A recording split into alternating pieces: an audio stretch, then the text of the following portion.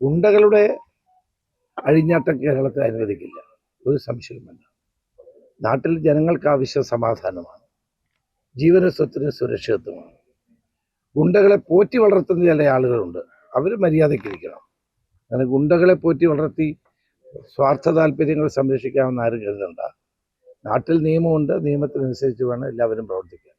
എല്ലാ പൗരന്മാർക്കും നിയമം ഒരുപോലെയാണ്. അതുകൊണ്ട് ഗുണ്ടകളെ ഉപയോഗിക്കുകയും റിയൽ ഗുണ്ടകൾ ഉൾപ്പെടെയുള്ള ഇപ്പം ഗുണ്ടകളുണ്ടെന്നാണ് പറയുന്നത്.